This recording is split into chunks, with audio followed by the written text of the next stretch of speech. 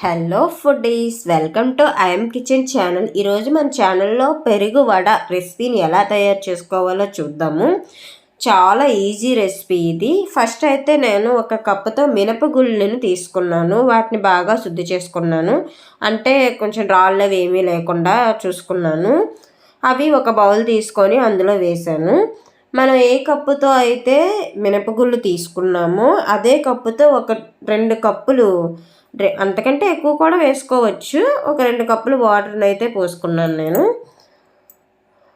2 కప్పులు వాటర్ పోసుకున్న తర్వాత దానిపై మూత పెట్టేసి ఒక 3 అవర్స్ అయితే మనం నానబెట్టుకోవాలి.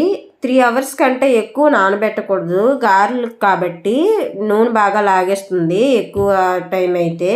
చూడండి, 3 అవర్స్ తర్వాత మనకి మినపగుళ్ళు ఎలా నానాయో చాలా బాగా నానిపోయి, జస్ట్ అది పట్టుకుంటే ఇలా నొక్కితే కట్ అయిపోతుంది అనమాట. అంతలాగా నానిపోయి ఇప్పుడు కొంచెం వాటిని వాటర్తో క్లీన్ చేసేసుకోవాలి.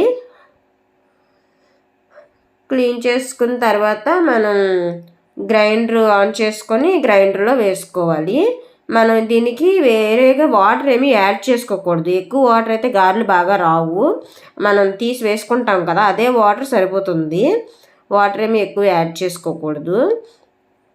అది బాగా గ్రైండ్ చేసుకోవాలి. ఈలోగా మనం పెరుగు ఎలా ప్రిపేర్ చేసుకోవాలో చూపిస్తాను మీకు. ఫస్ట్ అయితే ఒక బౌల్ తీసుకున్నాను. ఆ బౌల్లో నేనైతే ఒక 2 ప్యాకెట్స్ పెరుగుని తీసుకున్నాను. మనం తీసుకునే గారెలు బట్టి ఎన్ని గారెలు తీసుకుంటామో దాన్ని బట్టి మనం పెరుగు క్వాంటిటీని తీసుకోవాలి. నేనైతే 2 ప్యాకెట్లు తీసుకున్నాను. అది అంటే ప్యాకెట్ పెరుగు కూడా కదా, అంత పులుపు ఉండదు. అదే నార్మల్ పెరుగు తీసుకుంటే కొంచెం వాటర్ యాడ్ చేసుకోవాలి. దాంట్లో దానికి రుచికి తగ్గట్టు సాల్ట్ అయితే మనం వేసుకోవాలి. ఎంత సరిపోతుందో అంత వేసుకోవాలి. అలాగే ముందు తరిగి పెట్టుకున్న క్యారెట్ని తురుముకోవాలి చిన్నగా. ఆ క్యారెట్ తురుముని అందులో వేసేసుకోవాలి. చూడండి, నేను ఏ విధంగా తురుముకున్నాను. అది అలా అందులో వేసేసుకోవాలి. నెక్స్ట్ మనం కొత్తిమీర తీసుకోవాలి, కోరియాండర్ లీఫ్. దాన్ని చాప్ చేసుకోవాలి, చిన్న చిన్న పీసెస్లో కట్ చేసుకోవాలి ఆకుల్ని. ఆ కోరియాండర్ లీఫ్ని తీసుకొని ఆ పెరుగులో అలా వేసేయాలి. చూడండి, నేను ఎలా కట్ చేసి వేసుకున్నానో అలా వేసేయాలి. ఇప్పుడు ఒక స్పూన్ తీసుకొని బాగా కలుపుకోవాలి. వీడియోని అయితే ఎక్కడ స్కిప్ చేయకుండా చూడండి, మీకు పర్ఫెక్ట్గా వస్తుంది. మంచి టేస్టీ ఫుడ్ ఇది. అదే మళ్ళీ చెప్తున్నాను, నార్మల్ పెరుగు మన ఇంట్లో తయారు చేసుకునే పెరుగు అయితే మాత్రం కొంచెం వాటర్ యాడ్ చేసుకోవాలి. ఎందుకంటే పులుపు కొంచెం ఎక్కువగా ఉంటుంది కదా. ఇదైతే అంత పులుపు ఉండదు కాబట్టి అలా తీసేసుకున్నాను నేను. ఇప్పుడు మన గ్రైండర్లో వేసుకున్న రుబ్బుని ఒకసారి చూద్దాం. దాన్ని బయటకు తీస్తాను. చూడండి, నేను ఏ కన్సిస్టెన్సీలో తీసుకున్నానో బాగా తిక్కుగా ఉండాలి. ఇడ్లీ రుబ్బు కంటే తిక్కుగా ఉండాలి. ఇప్పుడు దానికి రుచికి తగ్గట్టు మనం సాల్ట్ తీసుకొని బాగా మిక్స్ చేయాలి. రుబ్బంతా కూడా కలిసేలాగా మిక్స్ చేయాలి. చూడండి, నేను ఎలా మిక్స్ చేసుకుంటున్నాను. ఆ విధంగా బాగా మిక్స్ చేయాలి. అది బాగా మిక్స్ చేసుకున్న తర్వాత డీప్ ఫ్రైకి సరిపడంత ఆయిల్ పోసుకొని స్టవ్ పై పెట్టుకున్నాను. ఒక కళాయిలో పోసుకొని అది బాగా హీట్ ఎక్కాలి. ఆయిల్ కొంచెం మీడియం ఫ్లేమ్లో పెట్టుకొని హీట్ ఎక్కాలి. బాగా హీట్ ఎక్కిన తర్వాత మనం గారెల రుబ్బు ఉంది కదా, ఆ గారెల రుబ్బుని ఇలా తీసుకొని నేను ఏ విధంగా వేస్తున్నానో సేమ్ అలా వేసేసుకోవాలి.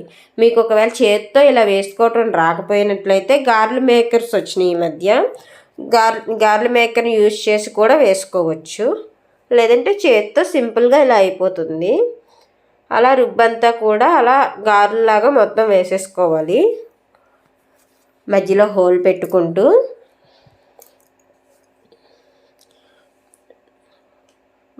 అవన్నీ కూడా వేసేసుకోవాలి. టేస్ట్ అయితే మాత్రం అదిరిపోతుంది ఫ్రెండ్స్. అది పెరుగులో నానుతుంది కదా, స్మూతీగా స్పాంజీ లాగా ఉంటుంది. ఇలా జస్ట్ ఇలా స్పూన్ పెట్టామంటే కట్ అయిపోతుంది అనమాట. అంత సాఫ్ట్గా వచ్చినాయి గారెలు అయితే. చాలా చాలా టేస్టీగా ఉంది, చాలా బాగుంది. మినప్పప్పు ప్లస్ పెరుగు కదా, ఒంటికి చాలా చలువ చేస్తుంది అనమాట, బాడీ హీట్ని తగ్గిస్తుంది. చాలా మంచిది ఈ ఫుడ్. చూడండి, అన్నీ కూడా అలా వేసేసుకోవాలి. చాలా తక్కువ టైంలోనే అయిపోతుంది రెసిపీ. మొత్తం కూడా కొంచెం రుబ్బుకోవటానికి మాత్రం ఎక్కువ టైం పడుతుంది. చిన్న ట్రిక్ ఏంటంటే, రుబ్బుని కొంచెం ఎక్కువసేపు మనం రుబ్బుకున్నట్లయితే చాలా సాఫ్ట్గా వస్తాయి గారెలు. చూడండి, లైట్ గోల్డెన్ బ్రౌన్ కలర్లో వచ్చింది కింద సైడ్ అంతా. దాన్ని అలా సెకండ్ సైడ్ ఏమో తిప్పేసుకోవాలి. బోత్ సైడ్స్ బాగా ఫ్రై అవ్వాలి. మొత్తం గారెలంతా కూడా గోల్డెన్ బ్రౌన్ కలర్ వచ్చేంత వరకు కూడా మనం ఫ్రై చేసుకోవాలి. చూడండి, నేను స్పూన్ తీసుకొని మొత్తం అలా అన్నీ కూడా తిప్పేసుకున్నాను. తిప్పుతూ అలా ఫ్రై చేసుకోవాలి. మంచి కలర్ వచ్చేంత వరకు కూడా మనం ఫ్రై చేయాలి. లోపలంతా బాగా ఫ్రై అవ్వాలి కదా మినపరుబ్బు. చూడండి, అలా కలర్ చేంజ్ అయింది. ఇలా ఇప్పుడు పర్ఫెక్ట్ కలర్ వచ్చిందనమాట, బాగా ఫ్రై అయ్యింది. ఇంకా గోల్డెన్ బ్రౌన్ కలర్ వచ్చింది కాబట్టి అవి అలా తీసేసుకోవాలి. మనం ఆల్రెడీ ప్రిపేర్ చేసుకున్న పెరుగు ఉంది కదా, ఈ వేడి వేడి గారెలని చల్లారకుండానే వేడి గారెలను అందులో అలా వేసేసుకోవాలి. అందులో అలా వేసేసుకొని ఒకసారి పెరుగు అంతా కలిసేలాగా ఒకసారి కలిపేసుకోవాలి. కలిపేసుకుని మొత్తం చూడండి నేను ఏ విధంగా కలుపుతున్నాను. అలా మొత్తం కలిపేసుకొని మూత పెట్టేసి ఒక 15 మినిట్స్ తర్వాత తిన్నామంటే ఇంకా స్వర్గంలో ఉన్నట్టు ఉంటుంది ఫ్రెండ్స్. సూపర్ టేస్ట్, మంచి టేస్ట్ని ఎంజాయ్ చేయొచ్చు. ప్లీజ్ ట్రై చేయండి. ఒకవేళ మీరు ట్రై చేయకపోతే మంచి టేస్ట్ని మిస్ అయినట్లే. మన పెరుగు వడ రెడీ అయిపోయింది. మా ఛానల్ని ఎవరైనా సబ్స్క్రైబ్ చేయకపోతే ప్లీజ్ సబ్స్క్రైబ్ చేయండి, లైక్ చేయండి, షేర్ చేయండి. Thank you.